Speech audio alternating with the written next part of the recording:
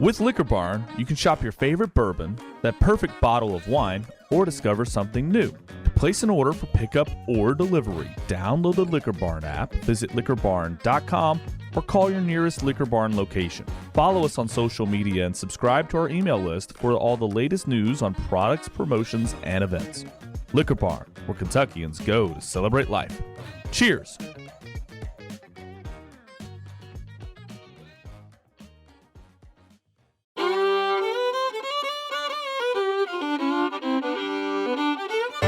Welcome to the Bourbon Life Podcast, your source for all things bourbon.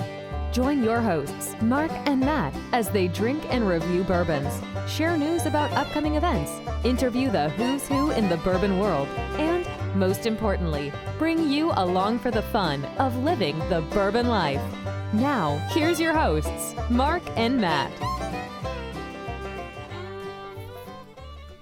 All right, everybody, welcome back for another episode of the Bourbon Life Podcast. I'm your host, Mark, and with me here live in the Bourbon Life studios this evening, it is my good friend, Matt. Matt, how are you doing out there in the studio? I am great out here in the studio. It is about my favorite time of year. Autumn is in full effect over here, especially in the Bourbon Life studios. I've got my slippers on. I'm in front of the Bourbon Life fireplace. I mean, all I need is my beanie, and we're right there to go. I was going to say, Matt, you didn't bring the beanie, man, so I'm kind of disappointed by that. We're not full effect yet. Not full effect yet. Okay, yeah.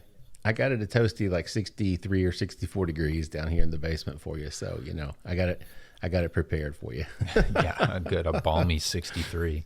Yeah. Well, man, I'm excited about this show. This is going to be a lot of fun. This is a three-peat guest, one of our maybe handful of three-peat guests that we've ever had on the show. So this will be a lot of fun to do this one tonight. But before we jump into that, Matt, I do want to thank all of our sponsors. We appreciate everything that they do for us. We couldn't do the show without their help and their support. So thank them for that. With that said, Matt, would you like to tell everyone who we have with us tonight? Mark, we are so excited to welcome back one of our favorite guests. She is the master distiller at Old Dominick Distillery in Memphis, Tennessee, Alex Castle. Alex, welcome back to the Bourbon Life Podcast. So good to see you again. Good to see y'all. Thanks for having me again. It's been so long. Oh, we had you back on the show. I'm losing track of time. I don't even know the last time I was on.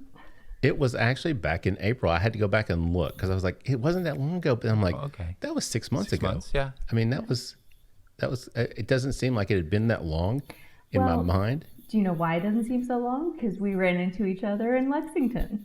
That's right. We did see each other at Liquor Barn. Just randomly, I walked into my favorite Liquor Barn. Surprise, surprise, Matt, that I just walked in the Liquor Barn hamburger. Yeah, I went to go pick up your mail, water your house plants that you keep there, all that stuff. Yeah. A couple Amazon packages. Yeah.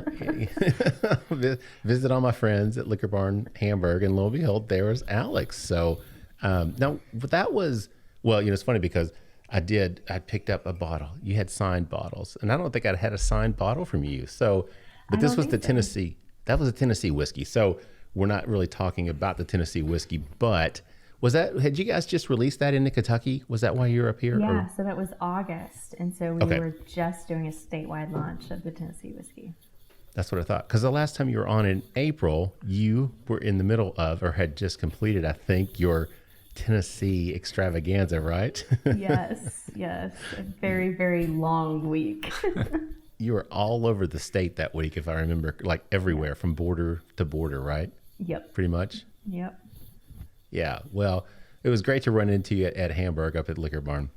That was a lot of fun. A pleasant surprise just to see you. And that's why I was like, we're going to get you back on the show. And it was no kidding. It was right after that, like a day or two after I saw you, got an email from you guys that said, hey, we've got this new series coming out in September. The whole Bourbon Series, right? So we've got a brand new series, or you've got not we. Yeah, we all. I'm already on payroll. You can say we. Collective we. Yeah. Matt and I are on payroll now. Yeah. Congratulations. The royal we. But you've got this whole new collection, this whole new series that has come out. So I think that's probably a good jumping off point, just if you want to tell us about that, and then we'll jump into what we're going to be drinking on this first round. But tell us what all we have. I mean, what this series is, if you would. Yeah, so as far as our Memphis-produced whiskeys, we started with the Tennessee whiskey. That's what we launched in Memphis fall of 2022 and rolled across the state and other markets throughout 2023. But here in the fall of 23, we start rolling out our Memphis-produced bourbon. So this is that high rye bourbon mash bill that you've come to know from us and the Huling Station line.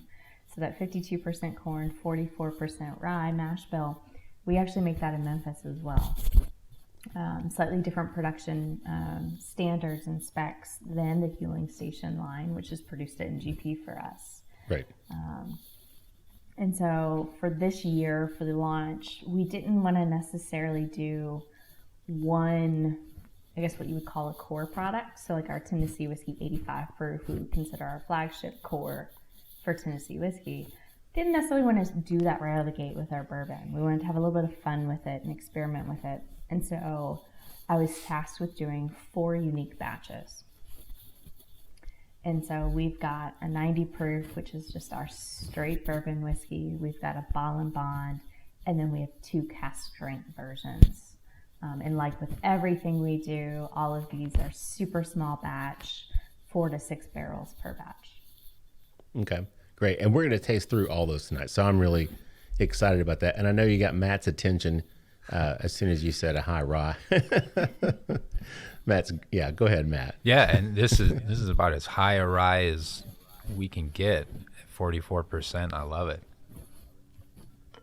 Yeah, that's right. Because you got to have 51. Well, wait, no, I'm thinking rye whiskey. Goodness gracious, I'm all confused. But it's hard to be 51% corn. Yeah, right. And still have that high rye. Right. So it really is math-wise, it's almost as high of a rye as you can get if you want to include malted barley. Right, I gotcha. So did you say, and I misheard, but was the same mash bill that was being produced, right, on the Huling Station? Yep. Yeah, Yep. okay. So this is the same mash bill that we worked with MGP starting in 2014.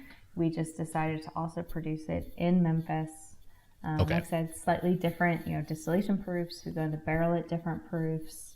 And we are very much learning the way that it ages in Indiana is radically different than the way it ages in Memphis.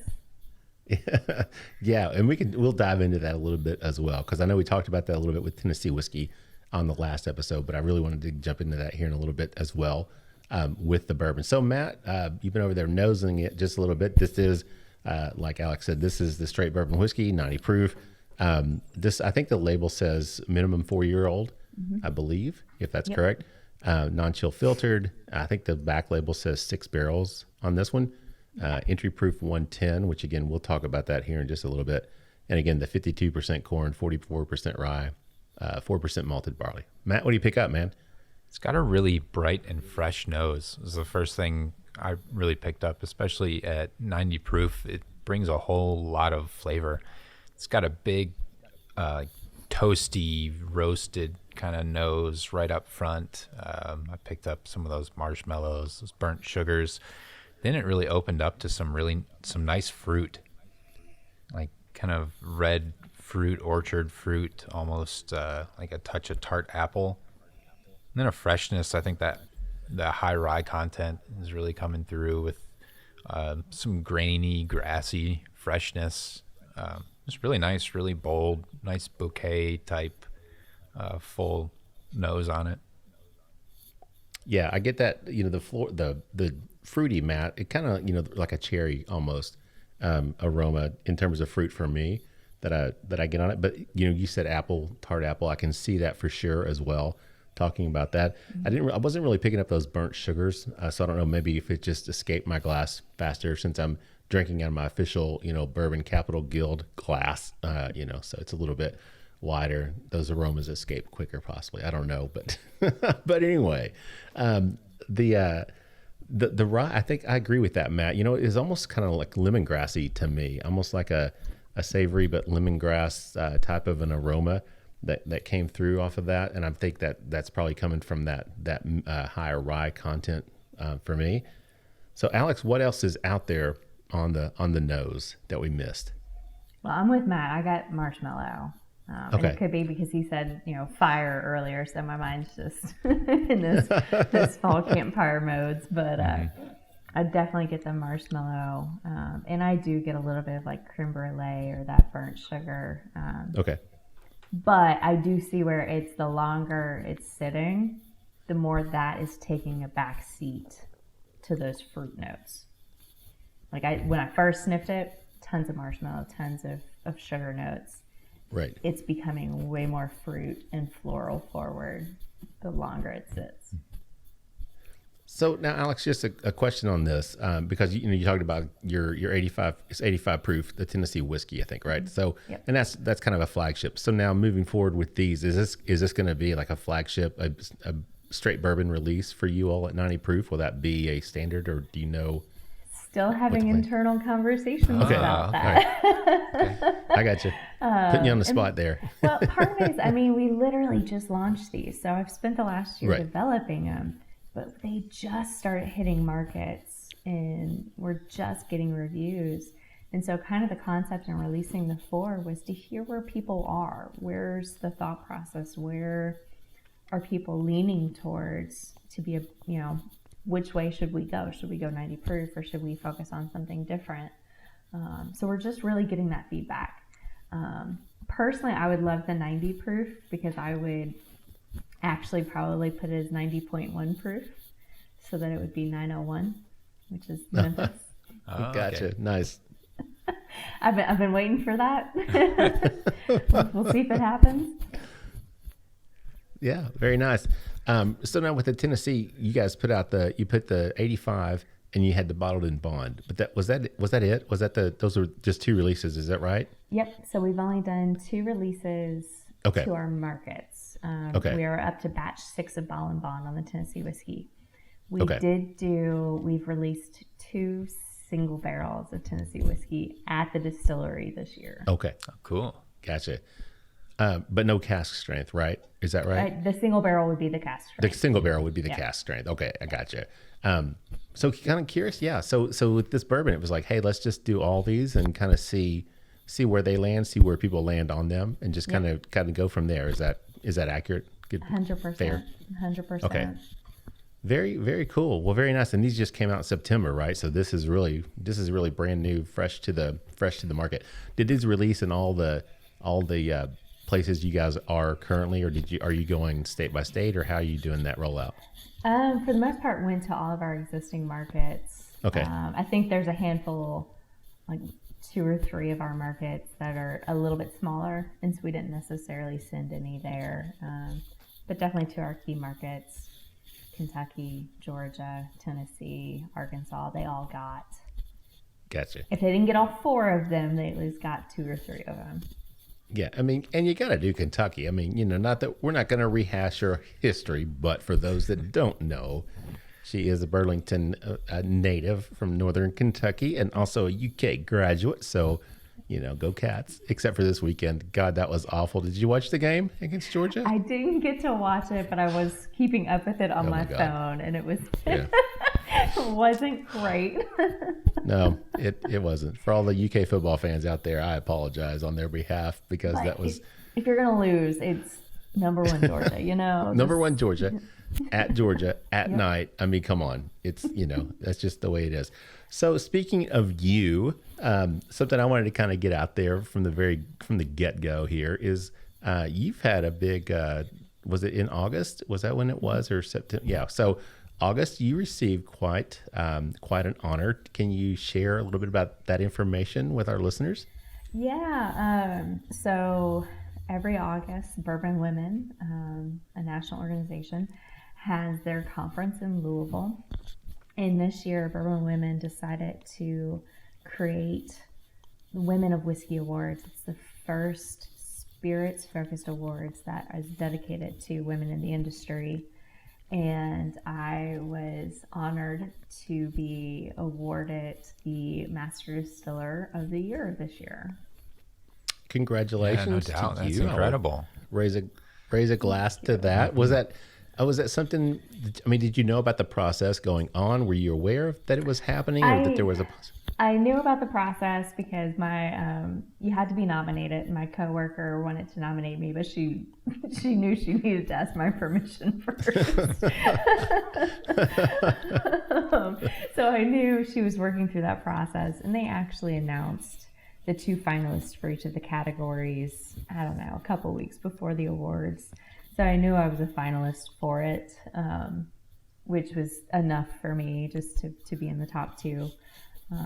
But did not know that I was going to win it until that evening. Yeah, so that's got to be just a reaffirming to you. I mean, because that's based on your peers, correct? I mean, that's an award bestowed on you from them, the people that are in your industry. So that has to really speak volumes and really kind of be a reaffirmation of what you're doing. I would think. Oh, absolutely. You know, I love what I do. But ultimately, I do this for the consumer. I'm in it for the industry, and so to have my peers, to have the likes of Peggy Stevens, you know, they all support me and continue to push me forward. And so to have them think that I am even remotely worthy of that award was very humbling. That's nice. So there was no backstabbing or no shoes thrown at anybody, no high heel fights. You know, like, can I get you for that? We are a classy bunch of broads, you know. That's awesome. Even if you get drunk, you're still going to maintain that level of dignity, right? See, I couldn't get drunk that night because the next morning I had to give the keynote speech. Well, they make you do it the next morning. The weekend. Yeah. Well, wow. So they asked. I did the keynote before I knew I was going to get the award. Oh, mercy. So I had to behave. I think that was the weekend. That was when I saw you, wasn't it? Weren't you? You were in town for the Bourbon Women. I saw you that Thursday.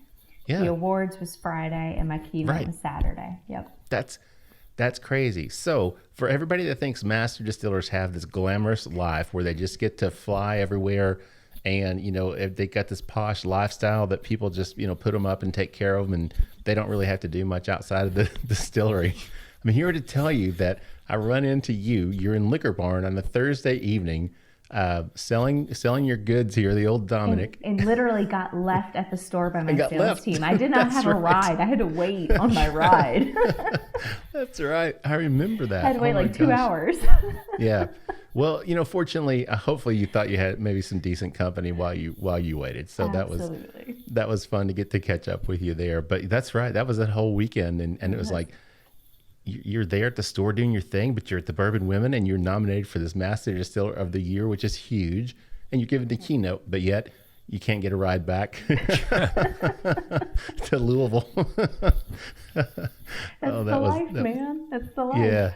No, the glamorous life of the Master Distiller, right? There you go. So everybody that wants to be a Master Distiller to live the luxury life, there's a story from Alex, just so you know. So, hey, Matt, let's jump back over to the whiskey again, this bourbon, the 90 proofer. What do you think about it in terms of the palate and the finish on this? The palate on this is as close to like cinnamon apples as I think I've tasted on a bourbon before. It's got this really, really great crisp sweetness with nice heat and spiciness. It's coming across like apples and cinnamon. Good oily qualities to it as well. That nice roasty, toasty flavor comes on the back end. It just drinks really well. It's packed full of flavor, really well-rounded. It goes well with the nose, so there's like nothing too surprising. The nose, I thought, carried really well over to the palate. Just very, very good drinking whiskey. Yeah, and for 90 proof, I'm kind of surprised because to me it drinks a little warmer, and it could just be that the mental effect, the cinnamon that you talked about, Matt, because there is a bit of a spiciness to it. Mm-hmm. And sometimes I think I interpret spiciness more maybe as proof as well. So I think it maybe tricks my brain to think it's a higher proof bourbon when I get that little bit of spiciness, but that cinnamon does come through. Of course, you got 44% rye. So, you know, you're going to expect some nice spiciness to come off of that, Matt. That's right in your wheelhouse. Mm-hmm. I know how much you love it, but yeah, I agree, man. Apples, comes through off the palate as well. And then also that cinnamon and that finish goes. You know, something else I noticed, I mean, it's a 4-year-old 90 proof bourbon, but it's got a beautiful color to it. You know, it's not, and I think we talked about this with the Tennessee whiskey as well.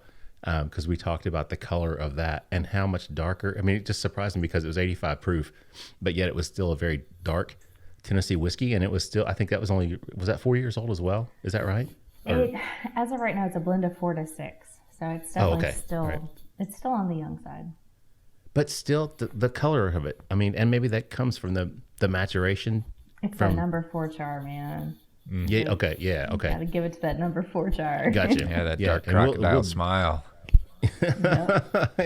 And we'll definitely jump into that as well. We could talk some about that here in the next couple of rounds, about that char level in your barrels and stuff. So, Alex, what else is there in terms of the palate and the finish on this one? What do you pick up on this 90 proof bourbon? I definitely get like an apple crisp, because I get the apple, but I'm getting like a sugary pastry with it. Okay. Apparently, I'm enjoying the fall weather, so everything I'm smelling and tasting is just fall oriented at this point. It's a pumpkin spice latte. I'm just trying to manifest fall right now. There's nothing wrong with that. I mean, kind of a dumb question, but what's the weather like down in Memphis? I'm just curious.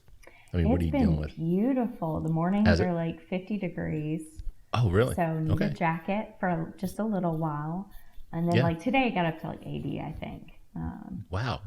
See, I just think of Memphis. I think of hot and humid, and that's just like what I always think about. It's just like it's still going to be like 85 degrees down there, up into the 90s or something. So it's crazy. We get real fall, but I'm also able to drive the convertible like in January and February.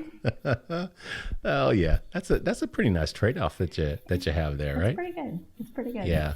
Very, very nice. So, Matt, kind of final thoughts on this before we wrap up round one here, because we're actually at the end. So, what are your final thoughts on this 90 proof straight bourbon from Old Dominick? It's great. I think it, like you were saying, Mark, I think it drinks warmer than 90 proof. I think it drinks really mature too for 4 to 6 years.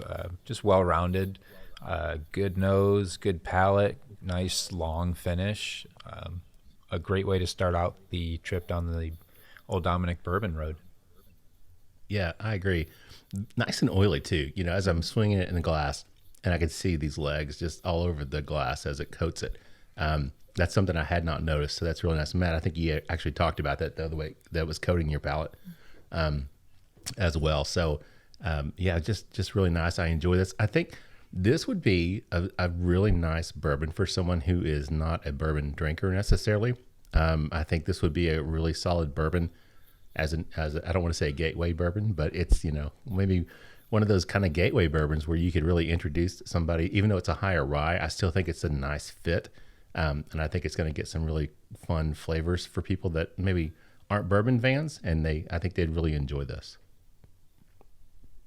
What do you think, Matt? You agree with that? Yeah, I gotta side with you there. Awesome. All right. Well, we are at the end of round one. So I tell you what, let's take a quick break. Let's get a word from our sponsors, and we'll come back with more with Alex Castle, the master distiller at Old Dominick Distillery, in just a minute. The Stave Restaurant is a bourbon lover's paradise right here in the heart of bourbon country. Located at 5711 McCracken Pike in Millville, Kentucky, between Castle and Key and Woodford Reserve, Chef Kyle Klatka prepares amazing food each day that features an elevated Kentucky-inspired cuisine. With a full-service bar, great bourbon flights, and signature cocktails, the Stave is the perfect place to catch up with friends after a fun-filled day of touring the local distilleries. Be sure to check them out online at thestavekentucky.com or at Instagram and Facebook at The Stave Kentucky. Three Chord's line of whiskeys embody the spirit of creativity. The whiskey is a true collaboration between producer and composer Neil Giraldo and master blender distiller Ari Sussman. The Three Chord team of expert blenders, coopers, and sensory professionals have developed a multi-step process they called Perfectly Tuned Taste. This process begins by carefully selecting the finest bourbon and rye whiskeys from Kentucky, Tennessee, and Indiana, and then blending them together. Find out more about the whiskeys and distribution in your area at www.threechordbourbon.com. All right, everybody, welcome back for round two of the Bourbon Life Podcast. I'm your host, Mark, and with me here live in the Bourbon Life studios, out in front of the beautiful Bourbon Life fireplace, it's my good friend, Matt. Matt, how are you doing out there, man? Mark, I'm doing great. I am so glad that when you were looking at purchasing this house, you bought it for the sole purpose of the Bourbon Life fireplace and having that here. I did here for the show, and for me, it's just the extra touches, like the care that I get on this show. Yeah, man. Most people have a man cave. You know, the guys have their man caves. I've got the pod cave designed specifically just with mats and your comfort in mind. So I always want you to be happy when you're here, man. So Too generous. But how are you doing out there, Matt? You hanging in there? Oh, I'm doing more than great. Awesome. Yeah, this is a fun show, man. I was looking forward to this one. A three-peat guest, one of only a handful of guests that we've liked enough to bring back for a third. Just kidding. That'll tolerate us for a third episode. That will tolerate us. There you go, Matt. I think that's probably the more appropriate way to say it. I guess that would actually dare come back for a third time to hang out with us. So we're excited. Before we jump into that, let's thank our sponsors. We appreciate them. Everything they do for us, we cannot do the show without their help. So thank you all for that. Matt, with that said, would you like to tell everybody who we have with us tonight? I would love to. Alex Castle is the master distiller at Old Dominick Distillery in Memphis, Tennessee, and she was the star of episodes 32 and 167, and she is back again. Alex, how are you doing down in Memphis? I'm great. Episode 32. It was that long ago. Yeah, if you can believe it, 32. Wow. Yeah, you were season 1. Episode 32. Yeah, so you were one of the first ones that we had, because this is episode 192. Yeah, so it's that was a long time ago. And I was just trying to think of how we got connected, and I don't remember even how we got connected to you. I have no idea.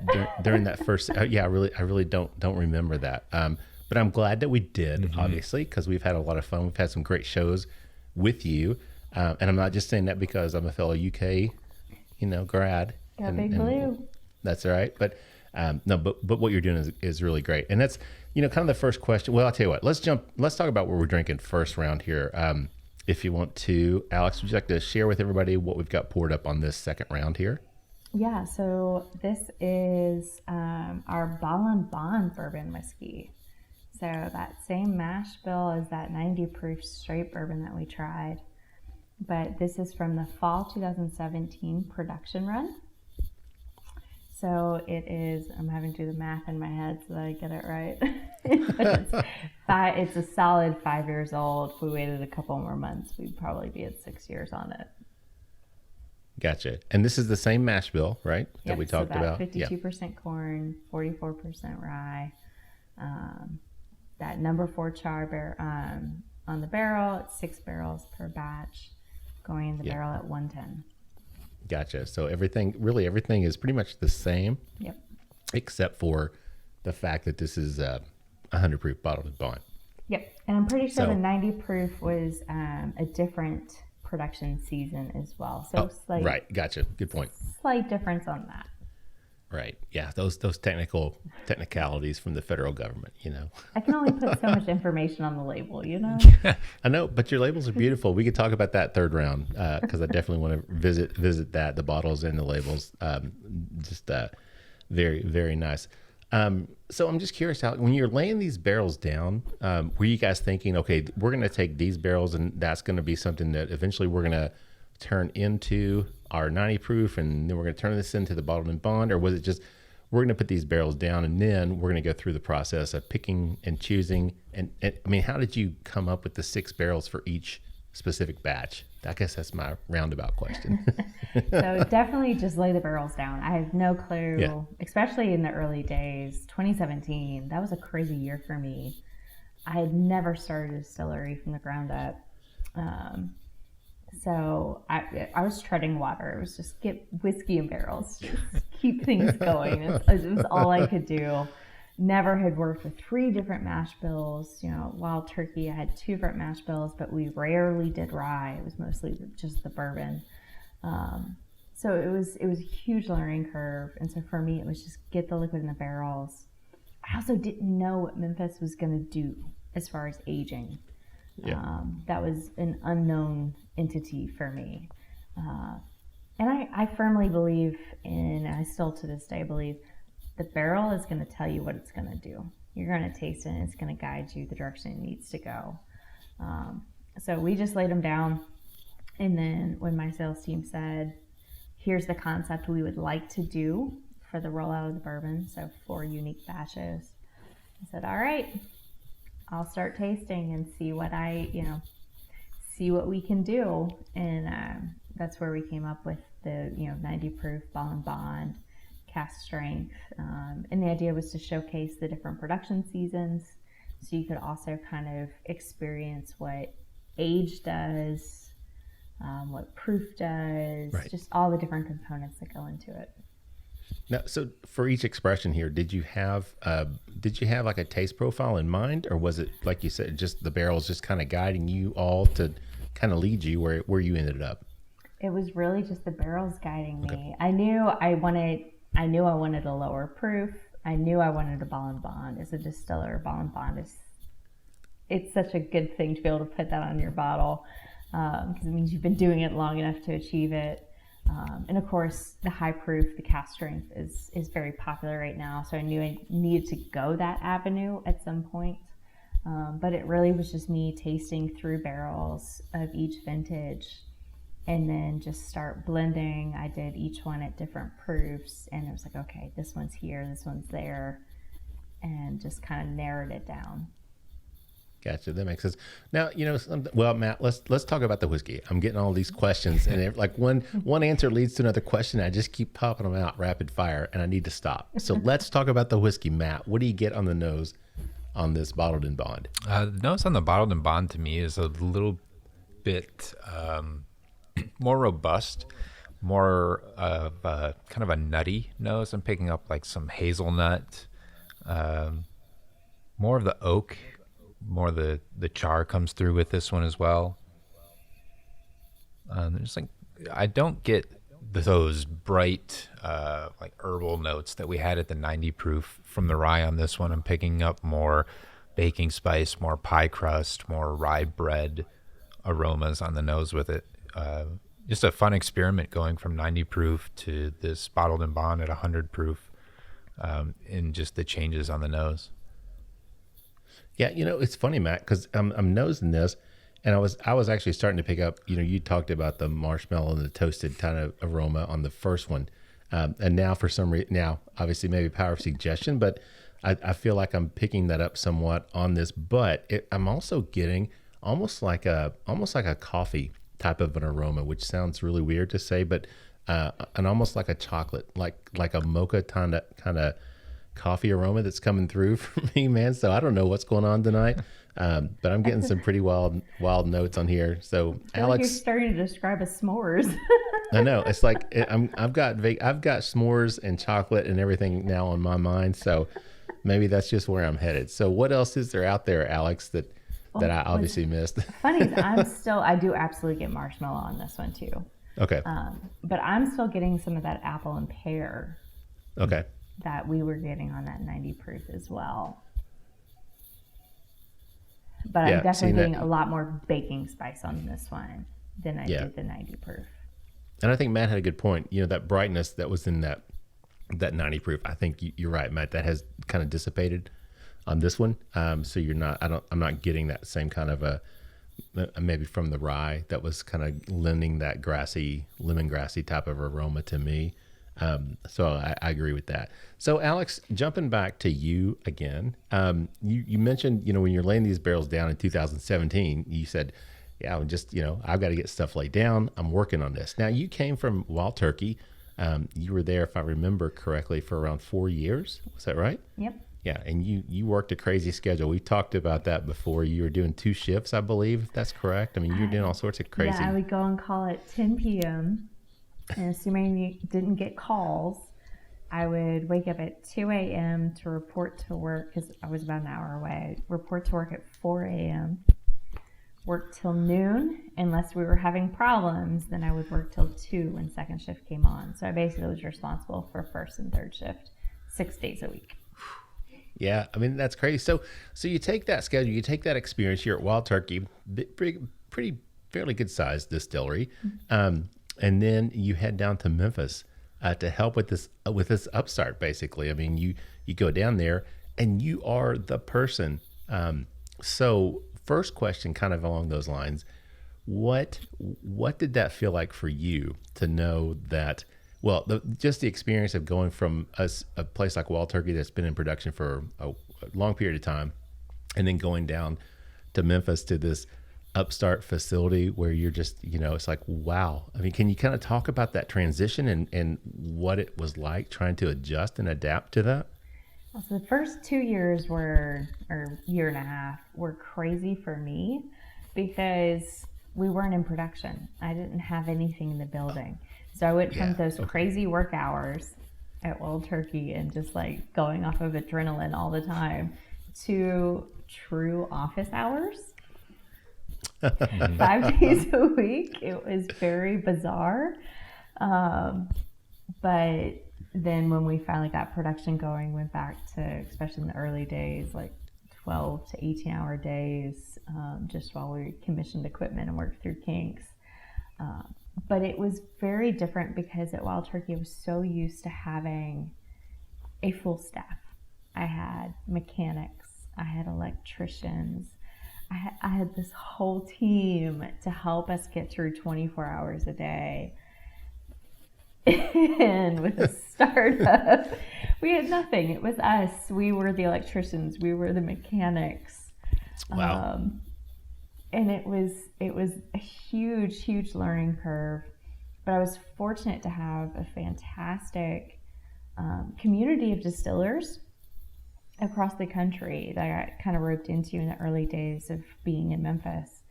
And they're across the country, so we're all awake at different hours. And I could reach out to almost anyone at any given time of day and say, oh my God, this just happened. What am I supposed to do? And I would get a response. So I was lucky to have that network to kind of hold my hand, because at Old Dominick, I was the only person with distilling experience. Everyone else came from either beer distributorship, from when the parent company owned it, or they came from completely unrelated fields. So that was a big shot for you. Well, it's kind of like going back to your days at Alltech when Mark, you walked in and he just put you on the still your first day and was like, hey, at it. run this production. I got to go take my sons to the dentist. 100%. I should have been used to it, but I guess I was a little out of practice. I was a little rusty. So second question, kind of along those lines then, because you are the master distiller. So people are looking at you and to you like you are the team leader, kind of. You're the one, responsible for getting the product. What kind of pressure was that? I mean, did it really create some pressure for you to be like, oh my God, I've got to get this going. We've got to get stuff flowing and get some juice put down. There's still pressure. 8 years on, there's still pressure. No, come on. 8 years later? Come on. So, I'm still trying to make sure we get the product out the door. So there's just the day-to-day pressure. But at the end of the day, this is still a family company. And this is still someone's legacy. This is what he's trying to set up for his children and his grandchildren. And he's trying to pay homage to his great-great-grandfather. And so at the end, I feel the pressure of having to try to make sure that he's able to honor that 150 plus year history while also making sure his sons have, something great to take over in hopefully 20 years, but we'll see when that happens. But the pressure is absolutely still there, since it is someone else's company that they've basically trusted me to run. Mm-hmm. Yeah. Does it seem like it's been, I was going to ask this at the end, but does it seem like it's been 8 years? Because it's been 8 years, right? It has been 8 years. In some ways, it feels like it's been a lot longer. Yeah, than and probably 8 some years. days it feels like 18. It's like my marriage. Some days it feels like it's been like 40 years instead of 20, right? But then other times it feels like, shit, we just started dating. Like it's, Right. Yeah, right. It's been, and throwing a pandemic right in the middle of it, To boot. that really threw off the whole concept of time. And so I look back and I'm like, wow, how has it been 8 years? And other times I was like, damn, I think it's been 20. That's great. So with the whiskey, we're drinking the bourbon tonight. Everything we talked about it, alluded to a little bit, the 6-barrel batches, these smaller batches. Same thing that was doing with the Tennessee whiskey. You guys were doing it in 6-barrel batches. So what's the What's the significance or importance? Why is the focus? What is it about the 6-barrel batches that really make that so appealing for Old Dominick? So, I mean, that was kind of something we were almost forced into because of our space and especially our case volumes. We blend and bottle out of stainless steel totes. We don't have any actual tanks that are hard piped in. And so the totes we have are anywhere from 270 gallons to, I think, 350 gallons. Gotcha. And so based on the rough estimate of what's going to come out of a barrel plus the water needed to get it to whatever proof you're going for, I'm limited. And so in the early days with Fueling Station, it was 6 barrels per batch that would be able to fit into that tote. And we've kind of just stuck with it. We've done a couple batches that have been 4 barrels, not because of volume, but because of barrel inventory from that vintage. But then we've also had some that we've been able to get away with 8 barrels because the barrel volume and what we were proofing it down to. So we have some flexibility, but on average, we do 6 barrels because that's what our totes allow for. I got you. Well, that makes a lot of sense, and that's what you're used to, and that's what works for you all, and it works well. So there's no reason to reinvent the wheel, right? If it's working, so that makes a lot of sense. So I asked you earlier if this is something that's going to continue these expressions. Maybe we'll see what happens, what the response is. But the goal, I'm assuming, like with the Tennessee whiskey, so we talk from batch to batch, there are some variations, right? Because, barrels are different. And so it's not that you blend to that specific profile batch after batch. So is that going to be the same concept, assuming whichever expressions of the bourbon continue and make it on? I mean, I'm assuming that's going to be kind of the same goal as just to go from batch to batch? 100%. When you're doing 6 barrels per batch, and when you're constantly having to change the vintages that go into a batch because of your barrel inventory, because you're so young, it's almost impossible to maintain consistency. And, I think as a craft distillery, we have the luxury of being able to say, who wants consistent? Let's have a little bit of fun. As long as it's great quality, embrace it and let those variances shine through and let that be part of the journey. Yeah. I mean, that makes a lot of sense. One question I was going to ask earlier too, Alex, and I forgot, you were talking about the Fueling Station. We've mentioned that. Was MGP, were they distilling that for you all? Was that there? Or yes. MGP, they were. Okay. Everything we did with them was 100% us going with our mash bill, our yeast, even our barrels. At the time, I could not remember, but I wanted to just double check that. So it wasn't you all were buying barrels pre-made. No. It was MGP's contract distilling to your specifications, which is really cool because you can really have more control and consistency over what's kind of going on. But then you go in the barrel at 110, and you're doing that. You did that with the Tennessee whiskey, and you're doing that with the bourbon. Can you talk about the decision to do that? Why that's important for you all, but also the cost effects of doing that? So that was one of the things I learned from my days at Wild Turkey is that lower barrel entry proof can be very beneficial. Go ahead and add the water ahead of time. But again, with Memphis, I didn't know what to anticipate. And I'm enjoying what we're seeing because we're going in at 110. So we're adding that water. So we're getting a little bit more volume out of our distillations, out of our fermentations. But we're coming out of the barrel anywhere from 118 to 128 for Tennessee whiskey and our bourbon. So we're seeing a really nice uptick even in 4 years on our alcohol content, which again means if you're proofing that at 85 or 90 proof, you're getting a little bit more bang for your buck out of that barrel. But more than that, I'm sure my finance team loves the fact they're getting more out of a barrel.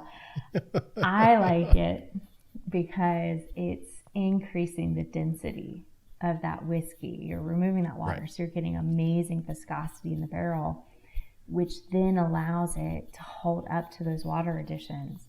And it can still have amazing flavor and amazing mouthfeel at 85 proof, 90 proof, in drinks like it's not watered down.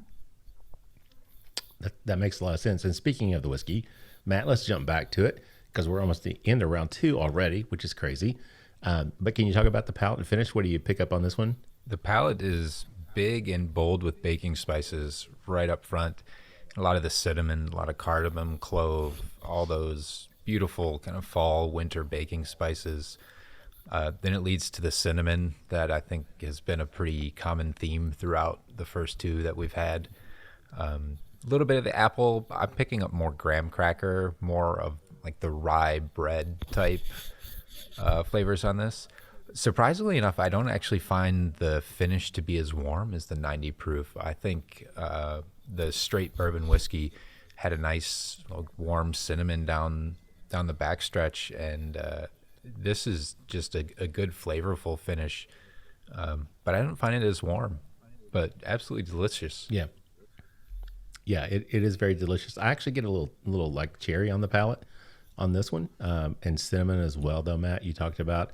Not like the cinnamon apples we'd mentioned earlier on the other one, but the cinnamon does come through for me. But I agree, this one drinks to me like 100 proof, whereas the other one was 90 proof. I think it drank higher. I think when this one does drink more, and it's right at 100 proof for me, I do get that spiciness, but also that proof point. Nowhere near overpowering at all. The rye does not overpower the palate on this one. It's just got a really nice, again, that cinnamon that we talked about on the 90 proof. It's also in this 100 proof, and it just, to me, has a nice continuation. Again, the viscosity, the oiliness, and Alex, you were talking about that, the thickness of the whiskey in the barrel, that you're going up in proof, and but the legs, again, we talked about that on the 90 proof. Just very nice mouthfeel on this one overall. Again, really, well, what's left in my glass, but you can see they're really good color on this one as well. So what else was out there in terms of the palate and the finish on this one, Alex? I definitely get a little bit of apple pie on it. But yeah, it is not as warm. It's weird, as a higher proof. It's not as warm as the 90 proof. But I still get a nice little, is it Tennessee Hug or Kentucky Hug? I don't know. Is Tennessee Hug a thing? Or not the, yeah, what do you call it? It's a bourbon, but it's made in Tennessee, so I guess it has to be a Tennessee Hug. Yeah, right? we haven't quite figured out what to call that. But I find it super flavorful. But to your point, it's not, for as much rye as in there, it's not a rye whiskey. It's not going to punch you in the face to where it's, right. I think, Mark, you said with the 90 proof, it could be a great intro to bourbon. I think both 90 and the Bond Bourbon are great intros to people who think rye whiskey is too much. Yeah, good point. This can help them embrace what rye is and see that it can be more than the rye whiskeys that they've had. Right. Mm-hmm. Then a punch in the face and a kick in the teeth. I like rye whiskey, but it can be just that. It really can be. I agree, but that's a good point. So we're at the end of round 2 here. So I'll tell you what, let's just take a quick break. Let's get a word from our sponsors, and we'll be back with more with Alex Castle, the Master Distiller at Old Dominick Distillery, in just a minute. From our good friends at The Stave comes Lexington's newest hot spot to meet up with friends, have fun, and eat some great food. District 7 Social is a social and beer hall, but it's a lot more than that. Located in Lexington's Distillery District, it's the home of Lexington's first duck pin bowling lanes, and it also features a self-serve beer wall. That's right, self-serve. And if you want more, they've got it. You can try one of their delicious cocktails from the bar, or order some great German fusion food from their on-site eatery, Germanish. So what are you waiting for? Be seen, be social. District 7 Social. All right, everybody, welcome back for the third and final round of the Bourbon Life Podcast. I'm your host, Mark, and with me here tonight live in the Bourbon Life Studios is my good friend, Matt. Matt, how are you doing out there tonight? I'm doing great out here. And Mark, yourself in there? Living the dream. Every day, Matt. Every day. Yeah, especially tonight, man. This is a lot of fun. Absolutely. Yeah, so I want to thank all of our sponsors because we've got a lot to get through on this round, so we just want to jump right into it. But thank you to our sponsors. We appreciate everything they do for us. With that said, Matt, why don't you tell everybody who we have with us here tonight? Joining us this morning, this afternoon, this evening, whenever it is you get your Bourbon Life podcast, is the Master Distiller at Old Dominick Distillery in Memphis, Tennessee, Alex Castle. Alex, welcome back. We are so glad you stuck around for the final round of the Bourbon Life podcast. Thanks for having me. I mean, as long as the whiskey's pouring, I will be there. Yes, and thanks for not leaving. That's awesome. We've not lost one yet. That's right. You were I think the last time you were on you're gonna be stuck with us trying to describe your whiskeys here on the last round and totally butchering all of it. So thanks for sticking it out. Yeah. I think the last time we did this, didn't we have some technical difficulties or something? I think Oh, we had did. I think we had to do it over 2 nights. Yeah, we had to reschedule, didn't we? Goodness gracious. Technology is great when it works, but man, when it messes up, it frustrates me. So, but hey, I'm glad everything, knock on wood, we've made it to the 3rd round here. Mm-hmm. So we're moving strong and we got a lot of ground to cover. So Alex, if you want to, I'll throw it over to you if you'd like to talk about what we've got poured up, because we got 2 different things. So if you want to start with what we got poured up for the first one, that'd be great. Yeah, so to finish out kind of the Bourbon Series that we did for 2023, we decided to do 2 cask strength batches.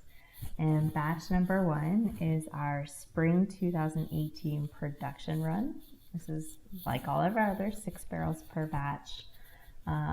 But it actually came in at 117.47 proof.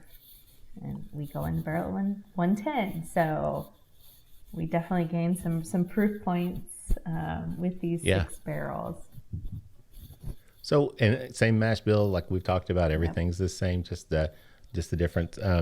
Now this one was, I think, is there something on the label that I see right? Like this one was from, I mean, it's not a bottled in bond, but this is spring of 2008. Yep, spring 18. Right? So with these 4 unique batches, I didn't just tackle with different concepts. I decided we had 4 different production seasons to play with that were all 4+ years old. And so each batch not only was a different proof or different concept, they were different production seasons. Oh, okay.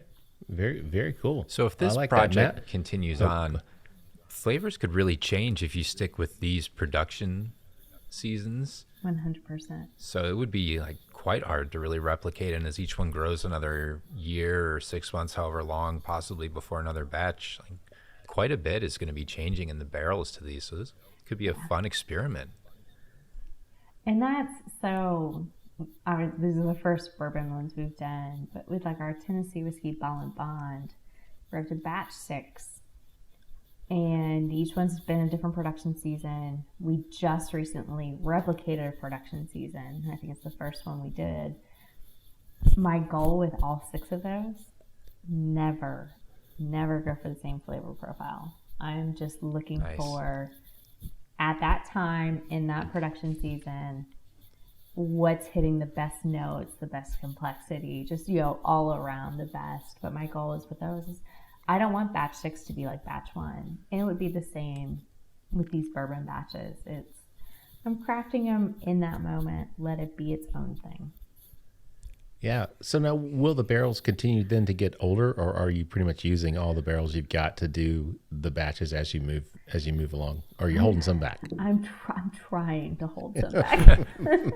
I'm trying so hard to hold some back because I know personally, I would love nothing more than to be able to release something with my name on it that is 10 years old, 12, 15, what have you. Mm-hmm. And I also know my sales team, as needy as they are in the moment, they also want to be able to go to their accounts with a 10-year-old.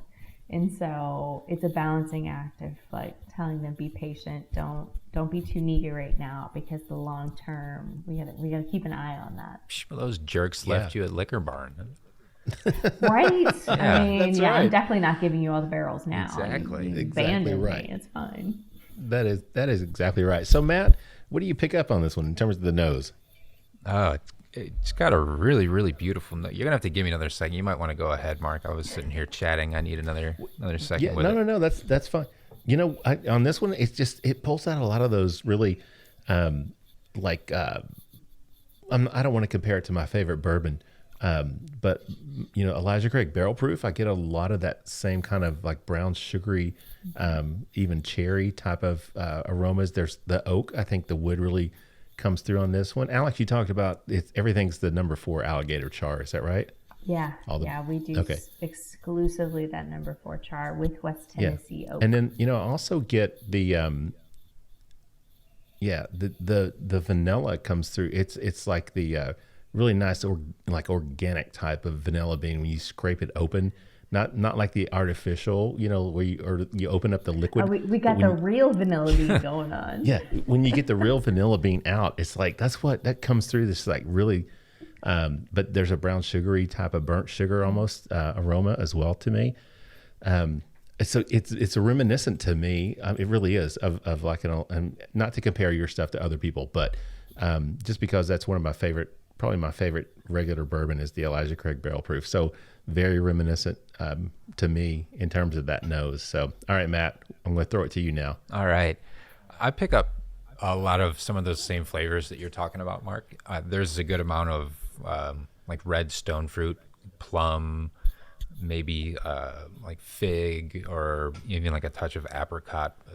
Some of those like real rich kind of dark red stone fruits, or like kind of think of like aged bourbon type aroma stone fruits, like some of the older flavors come across on it.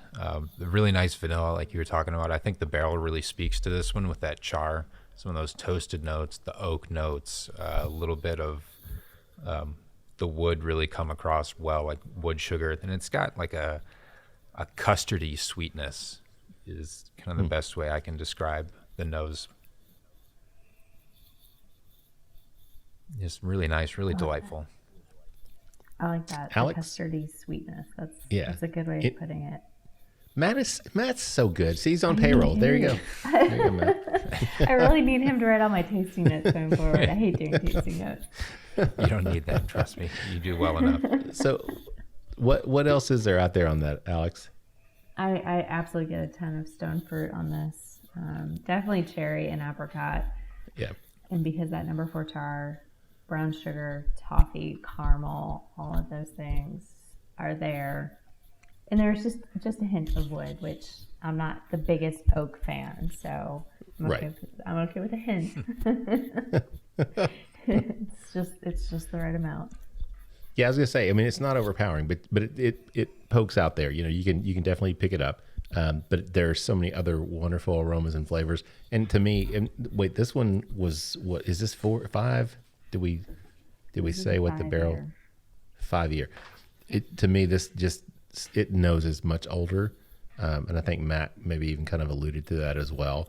But again, I'll just go ahead and talk about the color on this one is just beautiful. I mean, this is like just a beautiful amber, I don't know how else to describe it. It's gorgeous. The legs in the glass as you swirl it around. I mean, super nice on this one. So the alligator char, I mean, it really plays into what you guys do, right? I mean, you use that for most of your stuff. Is that right? We use it for everything.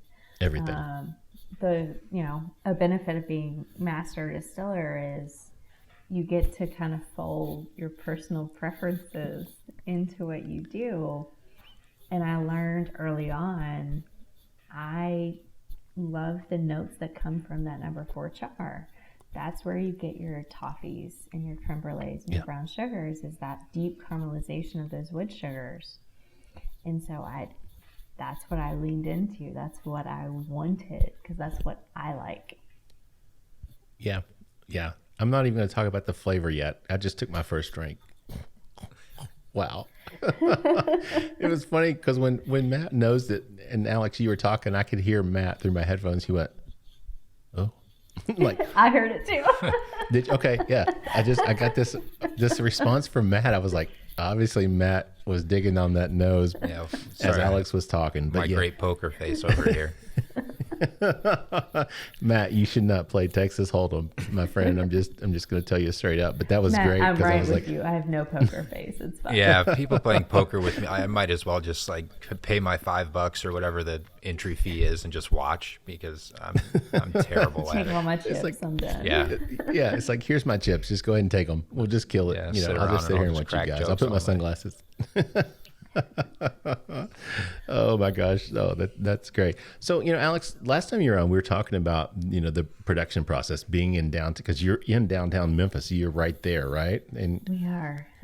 talking about those growing pains, and we're talking about the radius, like a 10-mile radius of putting barrels. You guys, though, are kind of landlocked in that pie-shaped area down there. So have you solved your problem with we're regard still to landlocked. Have you changed the Memphis landscape at all? Yeah, have you changed Memphis? Have you filled in the river? Have you just still landlocked? And the river's kind of low right now, so we're really landlocked. So we definitely still, have our restrictions if we want to be able to age in Tennessee, which is very important to us. But fortunately, the warehouse that we finished in 2022, gives us a pretty good longevity. So we've bought ourselves a little bit of time in figuring out where the next warehouse needs to go. Gotcha. And fortunately this year, because our bacon straight was warehouse space, we got it, and then we couldn't double production because there was a barrel shortage. We've ironed that out, so we're able to finally double our production for now. See what next year holds. But we definitely still have the urban location headaches, space, trucks struggle to get to us. We don't have farmers, so stillage is hard to get rid of. Just all the great things about being an urban destination. Well, but you guys are obviously successfully managing somehow, because you're doing a great job on that. So that's great. Matt, we've got another one to get to. So let's jump back to this one real quick. Talk about the palate and the finish on this, the batch one. And this one was, what was it, 117? Is that right? Yep. 117 proof, I believe. Yeah, 117. 117.47. 47. Yeah. I'm really getting the rye with this one on the palate. I think the spice is starting to come through at this full proof here. The peppercorns, the corianders, the baking spices are really starting to pop. More of that heat is coming right from the rye, I think, on the front of the palate with this. Then the sweetness comes through, that caramel, that nice sugary burnt sweetness. I do get some of the brulee or the burnt sugar, or at least that toasted sugar with this one. And a nice long cinnamon finish. But I do pick up some of the rye is getting a little herbal. There's a little bit of mint, a little peppermint, maybe even like some ginger type of a heat or warmth that comes to play on the back of the palate. So I think the rye influence on this is really picking up as more of those bold rye notes that a lot of us have come to know and love. Yeah, I mean, I can't add much to that, Matt. Just, I mean, you've nailed it. That burnt sugar, just dessert-like flavors that lead into that cinnamon. Really nice finish. Alex, I mean, I am super impressed with this. I mean, crazy. It's crazy how good this one is. I really am enjoying this for sure. So is there anything else you want to add in terms of the palate and the finish on this one that we left out or missed? No, I think I'm out of a job as far as writing tasting notes go, because that was spot on. And as much, I enjoyed the 90 proof and Bond Bourbon too, but I have to say the Cask Strength were probably some of my favorites. Yeah. To do, just because it does so well at that high proof. Yeah, I'm super impressed. I mean, and not that I should act like that. Like, oh, I'm so surprised this is so good. But oh my God, this is. I just can't even talk about it. Yeah. So, goodness gracious. Let's move on to the next one, though. If you want to tell us, Alex, what we got poured up for this our fourth drink of the evening. Yep. So batch number 2 of the Cask Strength is fall 2018. So same year, second half of the year as far as production goes. Really, the only difference is that it basically carries the 4-year age statement, and it came out at 114.56. Gotcha. So not a ton of difference, but just a little bit of age on that one, and different distillation season, right? So same mash bill, everything else the same, 6-barrel, 110 entry proof. Everything else is the same. Matt, I see you nosing it over there, man. What do you pick up on the nose on this one? This, to me, the nose is a little bit more savory, I think, than on the batch one. It has, I've described something before like this, and it sounds weird, but it has kind of like deli type aromas, like toasted bread, kind of all the like savory smells that one might get from a deli, kind of like the really nice like dry aged meats, kind of that unctuous type flavor that comes with all of that. Just a really full, really rich nose, really mature. Again, this one kind of noses like the older, almost like a dusty type bourbon, I think, with some of those like old corn, kind of like kettle corn, popcorn, cornbread type nose on it as well. Just really lovely. Yeah, I don't get that same kind of, I talked the first one, it was like brown sugar, brulee, burnt sugar. I don't really get those types of notes, man. I think you're right. I think you hit right on the head when you talked about the fact that those spices, deli spices, I'm not, I'm not sure where that goes, but I guess I understand what you mean, right? It's not like the fruitiness, the stone fruitiness that we picked up on the first one, that burnt sugar, brown sugary type of aroma. This one does lend more towards that spiciness to me. Alex, what else is there on the nose that we're not picking up? I'm just hung up on that. He said deli smells, and I was like turkey and ham. Where are we going with this? I get mustard. I know, mustard. I get pickles and mustard, and there's some got that sauerkraut aroma olives that I came to love. So yeah. It's got just like kind of savory aromas. There's almost like herbal, like fennel or like fennel seed, black pepper. Just I don't know. I'm done.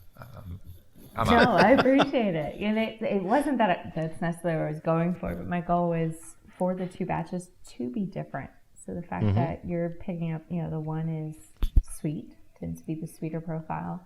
The other one's savory. That's what I was hoping for. That's what I wanted you to be able to experience, two very different things with essentially the same barrels. Yeah. So, Alex, you came from Wild Turkey, you worked there. And we talked about before on the last show about the maturation, the differences. I'm assuming, obviously, we've kind of alluded to that with this bourbon. Obviously, Memphis is a completely different location and animal as what Kentucky is. So the impact and the influence on the maturation on the bourbon, that's obviously something you're still learning to deal with and just kind of adjusting as you go, correct? 100%. 4 years is not a long time. And just because a set of barrels did X thing in this location, what's the next set going to do when we go back into that spot? But on top of it, we have two very different warehouses. We've got at the distillery where most of our Tennessee whiskey has come from, that's a second story, brick wall, concrete warehouse. We're storing two pallets high, and that's it. And then offsite, we've got metal, concrete floor, storing 3 to 4 pallets high, completely different. And the temperatures there are completely different. So we are still very much learning our warehousing and what it really is going to do long term with all of our whiskeys. Gotcha.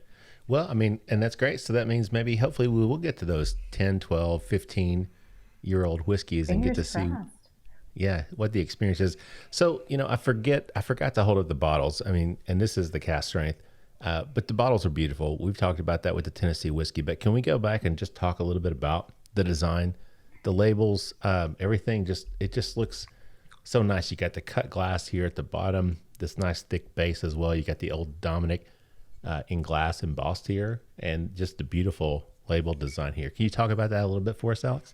Absolutely. That was like 3 years in the making. And so with that bottle, like the lines, the cut lines at the bottom of the bottle, we wanted it to be reminiscent of either a rocks glass or a decanter.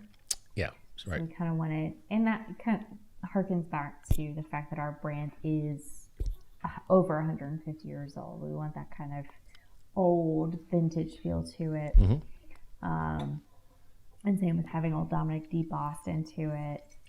But we also wanted something that showed that it was still modern. And so that's where we factor in the foil and the different colors. And of course, we have the custom cork. But now every product we make, including our vodkas and gin, go into this bottle now. Oh, cool. Oh, everything. Okay. Very nice. Yeah, and that's something else, I mean, that we never really have talked about. I mean, but you don't just make the Tennessee whiskey and the bourbon. You do a lot of other stuff too, right?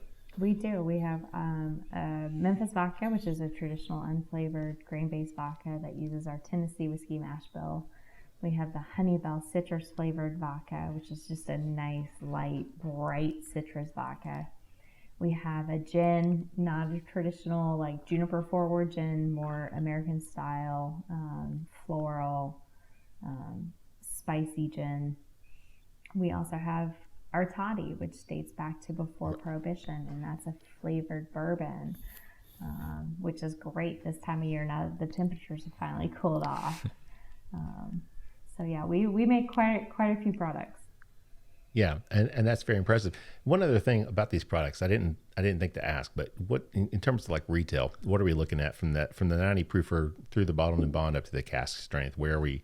Do you know what that range is? Oh Lord, I should know it better than I do. Sorry about that. They're still so new, and every market is so different. Okay. But we, generally speaking, we tend to try and hit anywhere from 45 up to, like, the cask strength might be as high as 80. So 45 to 80, depending on what we're talking about. And for me, I mean, well, I'm just going to say that's worth it. I mean, there's no question about it. I mean, people think, well, 4 or 5 year old, and you're talking $80, but I'm just telling you the taste on it is, it's worth it to me. But speaking of taste, Matt, let's jump back to this palate and finish on this batch 2 before we wrap everything up tonight. What else do you get on this on the palate and finish on batch 2 of the cask strength, Matt? This one is very spicy right up front. The peppercorn, the cinnamon, the heat hits really hard right in the front of the palate. Really like wakes you up and keeps you alive. I really, really enjoy that. And it almost like lends to a creamy, like dulce de leche, kind of like caramel, custardy, milky, like sweet confectionery dessert on it, but still quite savory. I think where batch 1 went to more of the fruity notes and some of the minty herbal rye characteristics, this one stays to me like real savory. The sweetness is more of like a rich savory sweetness. The rye plays more with the peppercorn, more of the hot cinnamon notes on it as well. It's really, really well done. Very, very beautiful whiskey. Yeah, I mean, that, like you said, Matt, that spice is the first thing that stands out. I mean, it's not a punch in the face, but it's a nice on your palate, just a nice spiciness. Peppercorn kind of lingers into it, almost like a cinnamon to me as well. But then that sweetness kind of pops through that spiciness, and it's a really, really nice combination on your palate that you pick up both of those. I like the way you said that, Matt. To me, I got like almost like still got a little almost fruitiness, a little cherry maybe, something like that came through that cinnamon and that peppercorn spice, but all around but more savory, like you said, than the other one, but very, very nice. So Alex, what else is out there on the palate and finish? I don't think I can add anything to what you two just said. It's fantastic. Nailed it. That's awesome. Well, we are almost at the end of round 3 and the end of the show here, Alex. One thing I was going to ask you though, while we got you, you're a UK grad. The Beam Institute just had their ribbon cutting. Very exciting times at the University of Kentucky. I don't think when you were here that they had that available or those classes. Oh Lord, no. Yeah, I was going to say. No, I don't think you're old, Alec. You're not old, so it's like I don't know how long that program, how long they've been doing the class. I'm older than I want to admit. No, when I was in school, it still very much felt like this industry was not something to be considered. Okay. No one was steering us this way. There were no open internships with distilleries, anything like that. I even had some professors who very much made me feel like I was wasting my degree. Wow. Right? Yeah, I'm laughing at him now, but that's fine. And now you go back and like... Now I get invited to come back to campus and speak, which is just bizarre. Yes. Keynote. Right? But the Beam Institute definitely was not a thing when I was there, which I hate, but I love the fact that they have 100% embraced this industry and invested so much into it, because there's so much promise in it and there's so much connection there, and I'm excited to see the turn that it has all taken. Yeah, it's really cool, and the facility is nice. Have you had the chance to visit? Have you been up to check it out yet? I got to see it when it was still under construction. I have not seen it since it was finished. I actually get to be back on campus in October, so I'm hoping to squeeze in a visit to that part of the campus just to see it. But it last time I checked, it was absolutely beautiful. Yeah, it's really nice. I keep joking that the Donovan scholars at UK are the old people that get to go to school for free. And as sad as it is to say it, I'm only 10 years away from Donovan scholar status at this point. So I'm holding out for 10 years, and then I'm going to go back and kill the distilling program at UK I'll for be free. Your tutor. I'll be your tutor. That'd be awesome. I'll only be 65. I mean, I'll still be young. I'll have the opportunity to learn. So, let's talk about the future. Anything else going on? I mean, this is obviously a big release. Obviously, the four, this whole bourbon series, all produced. Did I see something that said estate distilled? Is there a verbiage, or did I make that up? No, we do. We like to say estate distilled. Okay. Especially with this mash bill, since we do the same mash bill at MGP. Okay, because I envisioned this beautiful southern estate, and all this distilling going on, but you're in downtown Memphis. Yeah, so, it's not that beautiful. But it is distilled by you all on site there, which is really cool. And now you've got product out, your name on it, your stuff you're producing. Very, very cool. But are there any other, not that you can really top that in terms of news, but anything else coming up for Old Dominick, or anything else that you might be able to share with us at this point? So we're definitely still aging our wheat whiskey that we make in Memphis. Don't know if that'll make an appearance in 2024. It might be a little bit later, because wheat seems to need a little bit more time. But we also have a lot of fun stuff happening, not just on the Old Dominick line, but on the Huling Station line that we've had since 2018. We've got still sitting on some barrels from the 2014 run. And so we were able to release a couple 9-year-old batches this year under our new trolley stop collection. But I also, I may have sat on a couple of those barrels.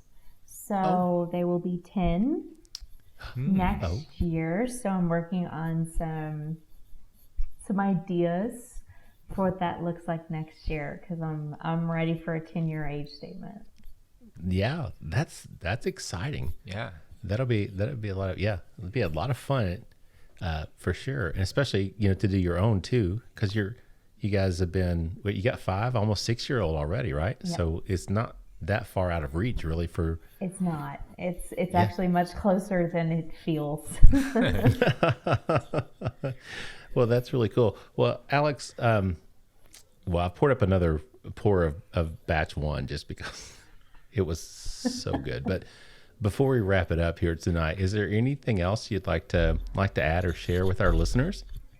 If you're thinking about coming to Memphis, do it. It's an amazing city. Make sure to make time to stop by the distillery on South Front Street. We're a short walk from Beale Street and directly across the street from Gus's Fried Chicken, which everybody needs to experience. But otherwise, come to Tennessee and enjoy the Tennessee Whiskey Trail. Yeah, and look for the giant rooster. You can't miss it, right? Oh, God, yeah. If you miss that rooster, then you probably shouldn't be driving. Well, Alex, we appreciate you joining us. It's always fun to get to hang out with you, whether it's in person or doing a show. But great products. Really excited about what you guys have here, for sure. And I'm probably going to have to go out and track down some more of this batch 1 for sure, just for my own personal collection, because that was my favorite for the night. I'm just going to go on record and say that. I mean, that is a stellar product. Alex. So, I mean, congratulations on all of them, but that one is delicious. Matt, before we wrap it up, man, anything you want to add?